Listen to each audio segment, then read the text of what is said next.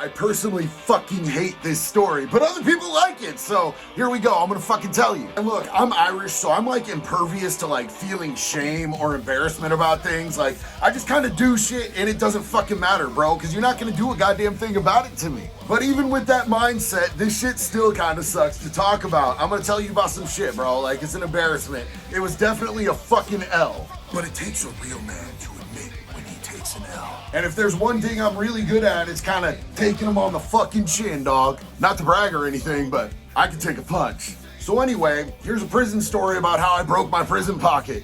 That's prison code for my asshole.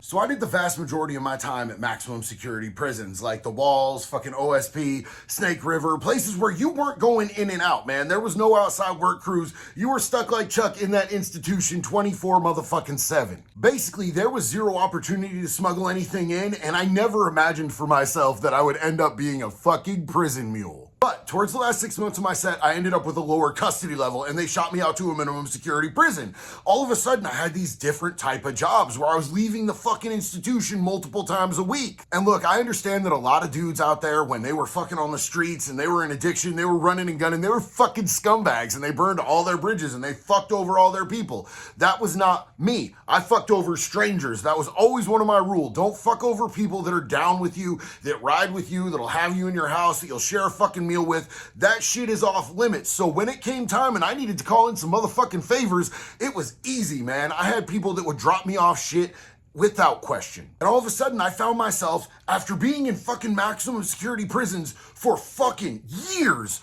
all of a sudden I am on a fucking work crew for the parks department and they are driving me out to a fucking county park. I had not been in a vehicle without being handcuffed, fucking leg cuffed, fucking black box to my fucking waist in a dumpy ass jumpsuit with armed fucking guards driving in years. Not only was I not cuffed up at all whatsoever, I was in normal looking, almost street ass clothes, and the fucking dude driving didn't even work as a CO. He just worked for the parks department, picked us up for extra labor, and drove us out to wherever we were working that day.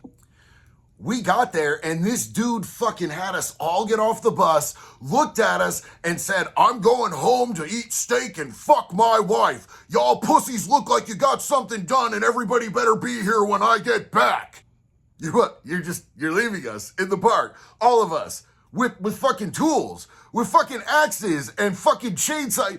What the fuck? Like, I was used to carrying around a little fucking stabber shiv, and all of a sudden I'm fucking carrying a chainsaw. This was my shit. I was happy as fuck. One of the Sereno homeboys, Wedo, had a fucking cell phone on the fucking back of the truck. He handed me a phone and said, "Call your people, homie, see what you can get up here." I was like, bet that shit the fuck up. Within 2 hours, I had pounds of tobacco, 99 apples, and 99 bananas dropped off. And I understand what you're thinking. Why the fuck were you drinking fruity ass liquors? Because they don't smell like liquor when you get back on the fucking bus, bro. You smell fruity, which is a little less conspicuous. A little. And I've always been of the solid opinion that if you are out doing some shit with a bunch of people and you don't include them in the lick, they're the liability, man. They're the motherfuckers that are gonna tell on you. So I gave everybody an opportunity to earn because I didn't want to fucking stuff nothing up my ass anyway. So we told everybody, you get half of what you bring back into the institution, period. And I'll give you a shot of something. You can have like one pull off of one of the bottles. There was one other condition that everybody hid it from this one dude that everybody knew was a fucking rat. He was on our crew. We could not shake this motherfucker. They could not get rid of him. He wouldn't fucking PC up. No matter what, the cops would just not take this dude off the fucking crew. He got beat up, and you know what? He still worked the next fucking day. I could not understand why they kept putting this bitch in this position. So he was the only one that was excluded, but eventually he figured out what was going on. He was a fucking rat, but he wasn't fucking stupid.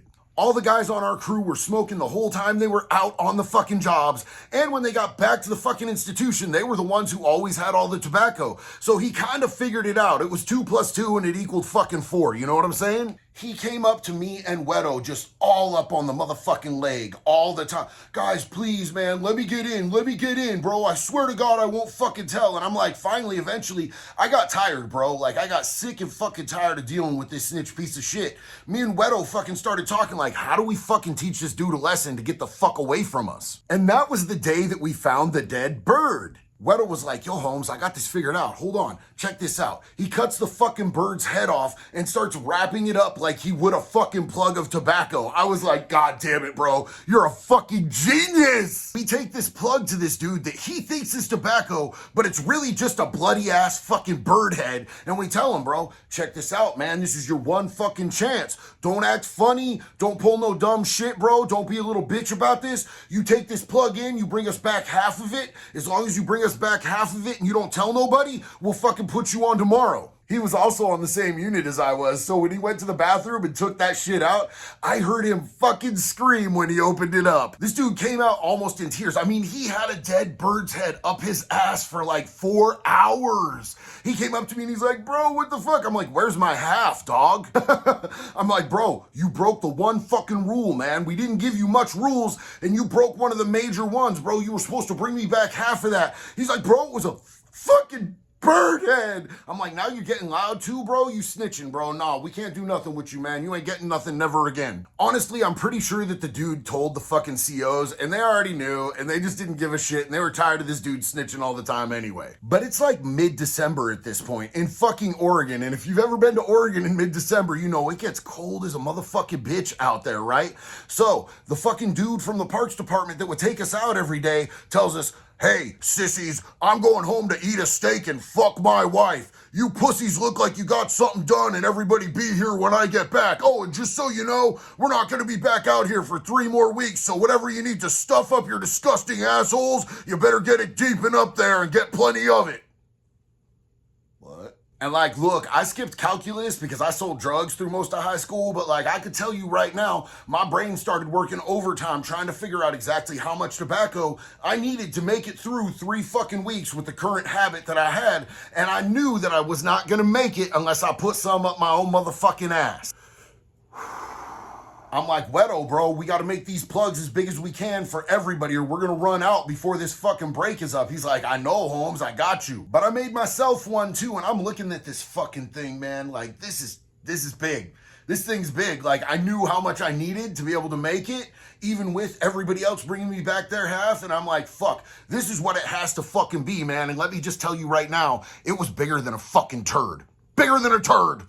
And it had to go up my ass. Now, for those of y'all who are curious, but you've never done time and you've never had to stuff anything up your ass, when you're bringing shit into a fucking institution, the normal procedure is sandwich bag, roll, another sandwich bag, roll, finger of a glove, tie off real tight, finger of a glove, tie off real tight. So you've got 4 layers of protection between whatever you're bringing in and your shit. Then you apply petroleum jelly and you just slide that fucker up there as far as you can. Like you all the way push it up in. You got to get it up in there so it doesn't come out when you fucking cough. But look, man, I'm looking at this fucking plug and I'm fucking tripping, right? Everybody else is going to the fucking restroom, coming back out, and I waited till fucking last, bro, because I was procrastinating, because I do that. I'm Irish. Look at my goddamn last name, Delay. Of course I went last. And I went to go and I'm like, yo, where's the fucking Vaseline? And they're like, homie, the Vaseline been gone. What the fuck? What am I supposed to use to fucking get this up my ass? I'm not gonna spit on this fucking thing. And they're like, yo, there is like 1 half-empty fucking green packet of mayonnaise that's been on the truck for a while, but that's all that we got, bro, is that green mayonnaise. And I'm like, fuck. Run it. You know what? It's going up my ass, not in my mouth. It can't make me sick, right? Right?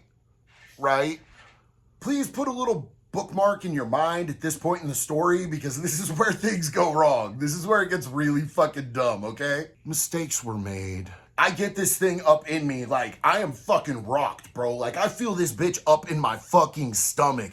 This is not a pleasant feeling at all whatsoever. I come fucking half limping out of the fucking bathroom, sweaty as fuck. It's cold. It's fucking December in Oregon, and I'm fucking cold sweating, like, Wedo's like, homie's Lamar's breathing, yo. He got it all the way up. It's not funny, bro. It's not. It's not funny. It's not fun. Somebody hold me up. I feel dizzy. This isn't funny. In retrospect, it was funny as fuck.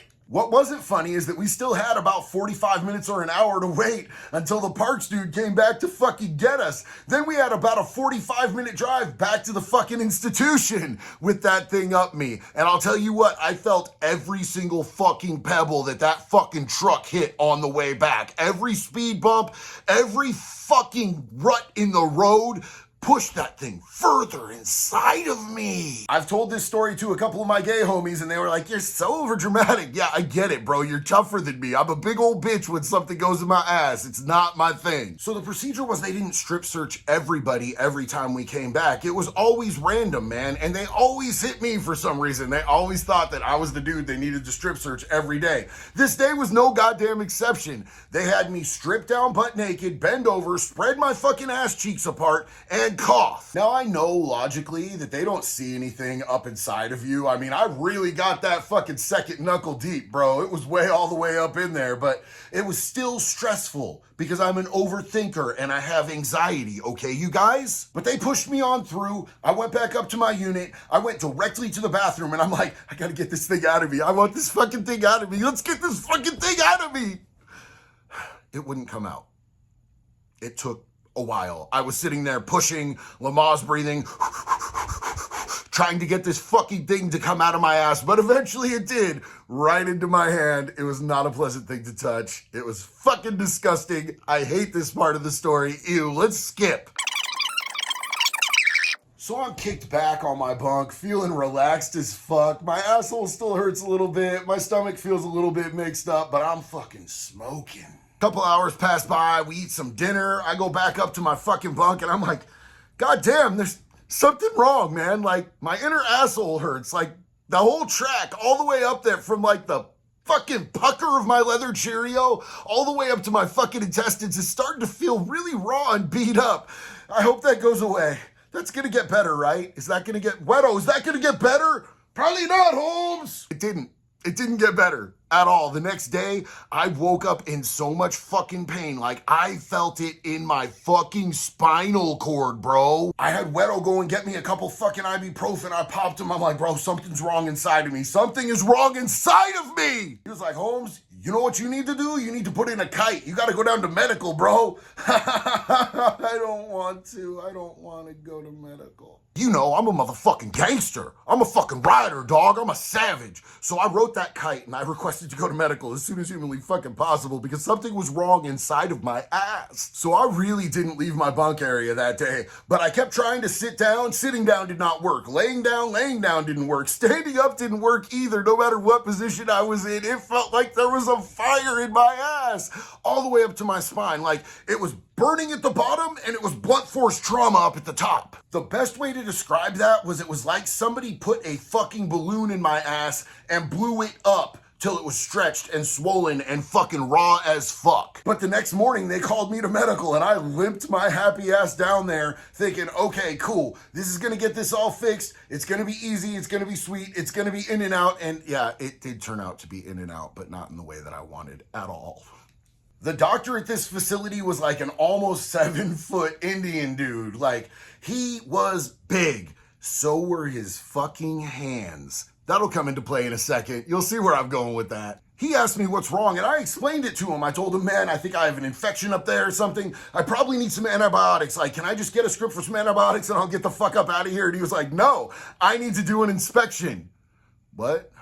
You wanna look at it? He's like, no, absolutely not. Bend over, grab the fucking counter, drop your fucking pants. I'm like, nah, this is a bad idea, bro. I don't want to do this. And he goes, look, if you're refusing medical care, I have to write you a DR and you're going to go to the hole. And I'm like, check this out. Look, is what you're telling me that either you're going in my hole or you're going to send me to the hole? And he goes, you're a funny guy. Yeah, that's exactly what I'm saying. I'm like, fuck this, bro. I'm a goddamn savage. I'm a gangster. I dropped my fucking pants aggressively and I bent over and I grabbed that fucking counter, right? I look back and he's got a glove on and he's KY jellying 2 fingers. I look back at him and I'm like, 2? Why 2? He goes, don't worry about it. I'm a medical professional. A medical professional with corn dogs for fucking fingers, dog. Why 2? He tells me to take a deep breath in. I do, and BAM! Does this hurt? Yes. Does this hurt? Yes. Does this hurt? Yes. And then he does this weird ass knuckle drag, just like scooping all the way around inside of me. Does it? Yes. It all fucking hurts. All of it. I hate this. Then he tells me, man, it looks like you have a prostate infection. I should give you some antibiotics. No fucking shit. We could have avoided all of that. I said that in the fucking first place. Piece of shit. That's what I thought, because I'm hard as fuck. What I really said is, thank you. I'd like to go back to my bunk now. Now, everything cleared up just fine, and I'm smoking, I'm having an okay time. It had been about 4 or 5 days, and like, I'm not in pain anymore, but this fucking doctor calls me down. I get the fucking call out, and I'm like, no, dog, I'm good. They're like, delay. They want you in medical, you gotta go. So I go down there, and I'm like, bro, everything's straight. Everything's cool. He's like, I still have to do an inspection. And I'm like, or I go to the hole, right? He's like, see, you already know. And I'm like, fuck this, run it. I drop my pants aggressively again, and I grab the counter. I look back, he's only lubing up one finger with KY this time. And I'm like, dude, one finger now that I'm not in pain? What the fuck? He goes, you're a funny guy. I decided I like you. I'm gonna be nice to you today.